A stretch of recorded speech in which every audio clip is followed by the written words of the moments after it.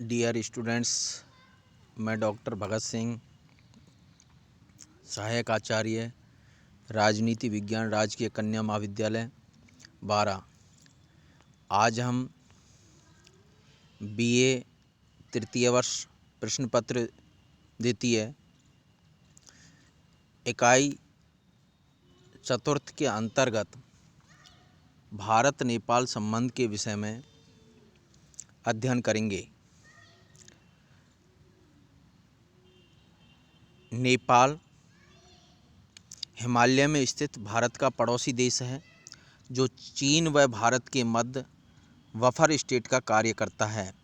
Buffer state का तात्पर्य है, हिंदी में बफर स्टेट को कहते हैं अंतस्थ राज्य।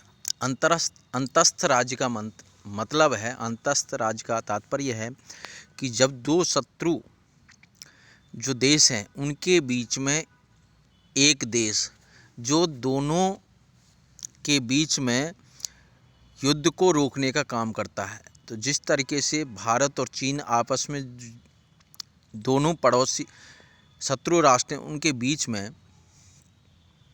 नेपाल है जो बफर स्टेट के रूप में भूमिका अदा करता है। नेपाल की संस्कृति व रहन सहन की प्रकृति सभी भारत से मिलती जुलती है। जैसे आप देखते हैं, नेपाल का जो तराई रीजन है और भारत के जो उत्तर प्रदेश और बिहार के जो ऊपरी एरिया है, जो क्षेत्र है, उसकी संस्कृति और नेपाल के तराई रीजन की संस्कृति आपस में एक दूसरे से मिलती जुलती है। उनके पारिवारिक संबंध भी हैं। इसके बावजूद भी भारत नेपाल के बीच सहयोग के साथ साथ विवाद के बिंदु भी हैं। भारत नेपाल के संबंध को ऐतिहासिक दृष्टि से कई भागों में बांटा जा सकता है, जिसमें 1947 से लेकर 55 तक के कार्यकाल को मधुर संबंध का समय माना जा सकता है और 1955 से लेकर के 1990 के समय को तनाव काल के रूप में। फिर हम देखते हैं संवाद काल, 90 के बाद 2004 तक संवाद काल की स्थिति आती है और 2005 के पश्चात नेपाल में गृह युद्ध की बाद की स्थिति है, उसके विषय में हमें अध्ययन करना है।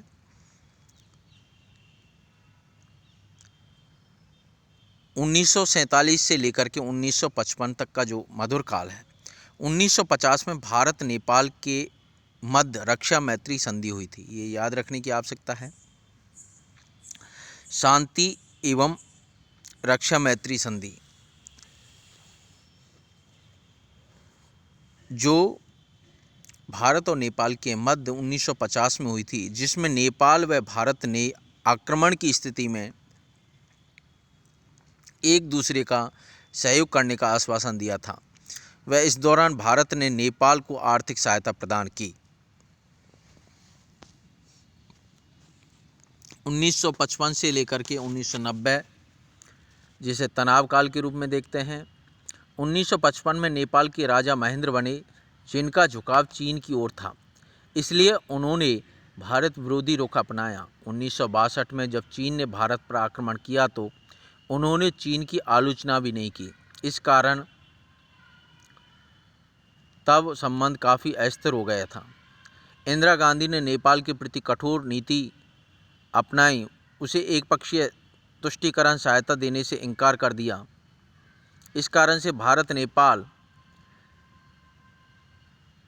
आर्थिक व्यापारिक संधि भी आगे नहीं बढ़ सकी।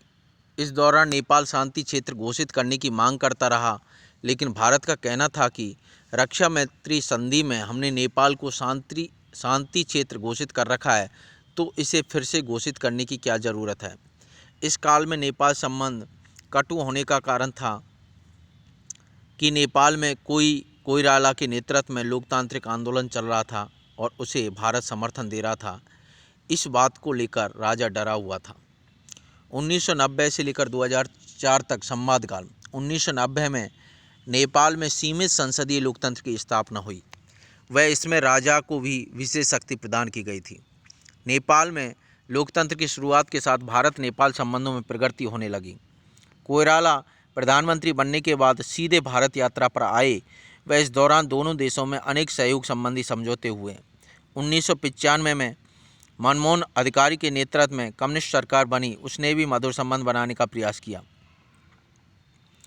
1997 में भारत नेपाल के बीच महाकाली समझौता हुआ।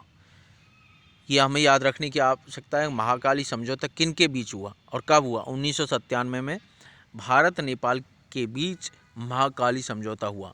उसमें विभिन्न संयुक्त नदी परियोजनाएं बनाने पर सहमति प्रदान की गई, जैसे पंचेश्वर, महाकाली आदि पर संयुक्त परियोजनाएं बनाने पर सहमति व्यक्त की। 1999 में त्रिभुवन हवाई अड्डे काठमांडू से भारत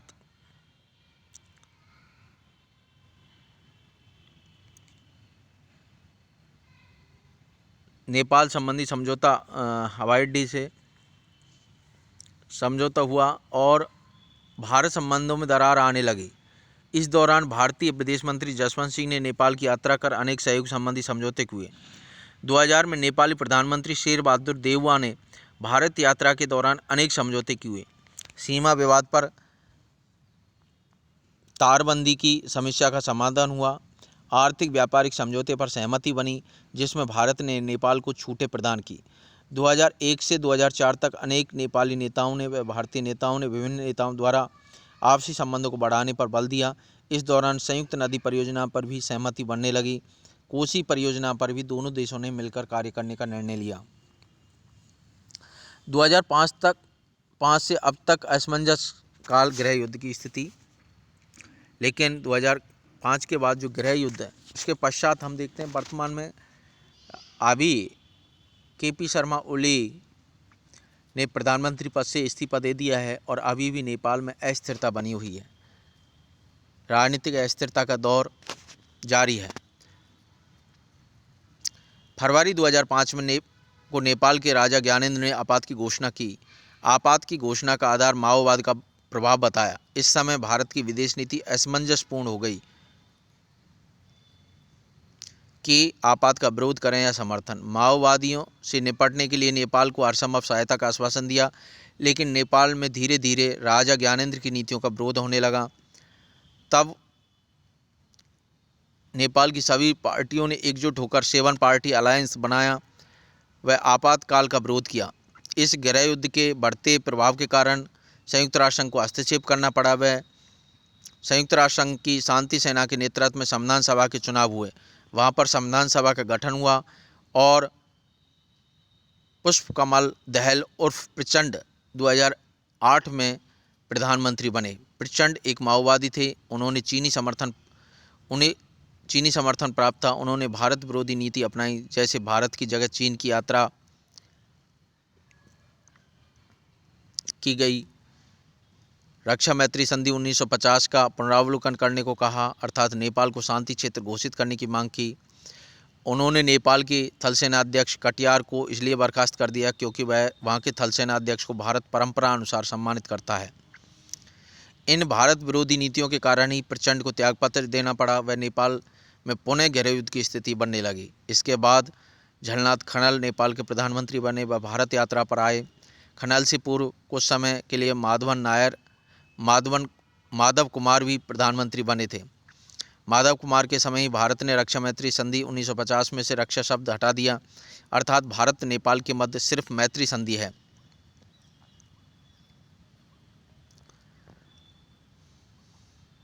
झलनाथ खनल भी नेपाली आंतरिक विरोध के कारण ज़्यादा लंबे समय तक प्रधानमंत्री नहीं बने रहे और अंततः 2011 में उन्हें पद त्याग करना पड़ा। उसके पश्चात खड़ग प्रसाद ओली, केपी शर्मा ओली के नेतृत्व में नेपाल में सरकार बनी और नेपाल के प्रधानमंत्री हुए। लेकिन केपी शर्मा का झुकाव भी भारत और नेपाल के, हालांकि केपी शर्मा ओली ने प्रधानमंत्री बनने के बाद प्रथम यात्रा भारत में की, लेकिन उनका नेतृत्व क्षमता है वो असमंजस की स्थिति में रहे। कभी वो भारत विरोधी रुख तो कभी चीन के पक्ष में। तो इस तरीके से हम देखते हैं कि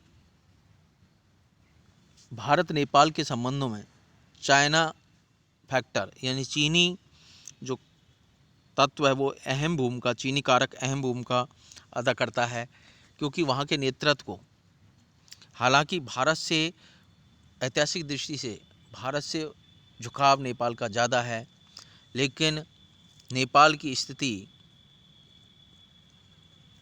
उस भांति है जैसे दांतों के बीच में जीभ की स्थिति होती है। तो नेपाल को चीन से भी संबंध सुधारने की आवश्यकता रहती है और भारत से भी, लेकिन भारत और नेपाल ज़्यादा नज़दीक हैं, और लेकिन वहाँ का नेतृत्व जब वहाँ चीन की तरफ तो भारत नाराज़ रहता है, तो उसे संतुलनकारी एक नेतृत्व की भूमिका अदा करने की नेपाल को आवश्यकता है। और भारत और नेपाल के प्राचीन जो संबंध हैं बहुत ही मजबूत हैं, बहुत ही मधुर संबंध रहे हैं।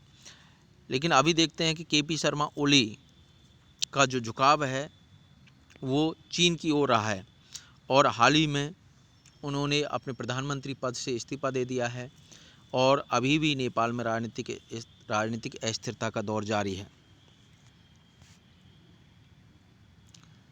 भारत नेपाल के मध्य विवादास्पद क्षेत्र।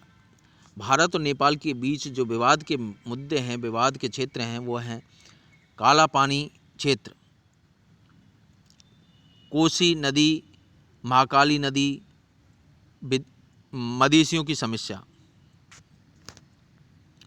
हिंदी का विरोध, नेपाल के चीन के साथ बढ़ते संबंध, मदेशियों की समस्या। भारतीय मूल के लोग जो नेपाल में रहते हैं उन्हें मदेशी कहा जाता है। नेपाली सरकार इनके प्रति दुर्भावनापूर्ण व्यवहार करती है।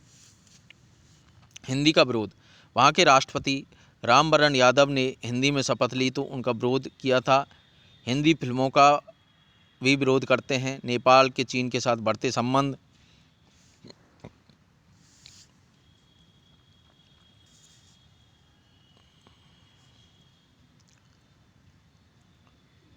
जैसे चीन ने हथियार लेना व वहाँ पर माओवादियों का प्रभाव बढ़ाना शुरू कर दिया। अभी भी देखते हैं कि भारत और चीन के मध्य जो तनावपूर्ण स्थिति है, तो चीन नेपाल में घुसपैठ करने की कोशिश कर रहा है, और नेपाल में चीन आर्थिक सहायता के माध्यम से नेपाल पर दबाव बनाने की रणनीति अपना रहा है, और विभिन्न आर्थिक सहयोग नेपाल को प्रदान कर रहा है, जिससे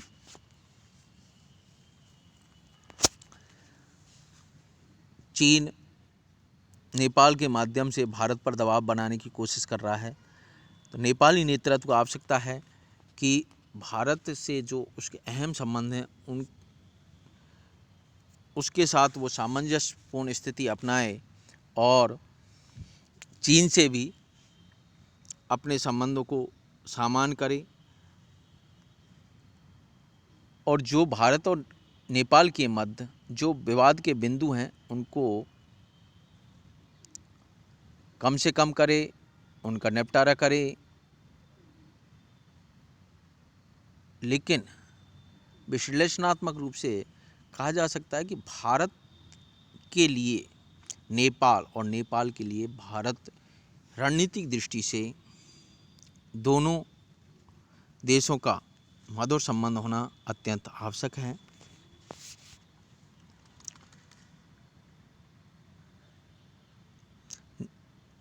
नेपाली भूमि का प्रयोग भारत विरुद्ध गतिविधियों में होना, जैसे त्रिभुवन हवाई अड्डे से भारतीय विमान का अपहरण करना, तो कुछ ऐसे पहलू हैं जिनसे भारत नेपाल के मध्य विवाद की स्थिति पैदा होती है। लेकिन इसके साथ ही आवश्यकता विवाद के बिंदुओं को कम करने की और सहयोग क्षेत्रों को बढ़ाने की आवश्यकता है। भारत और नेपाल के मध्य जो सहयोग के क्षेत्र हैं वो हैं आर्थिक व्यापारिक क्षेत्र। इस दिशा में दोनों देशों के द्वारा संधि भी की है। संयुक्त नदी जल विद्युत परियोजना, भारत भूटान की तरह से ही नेपाल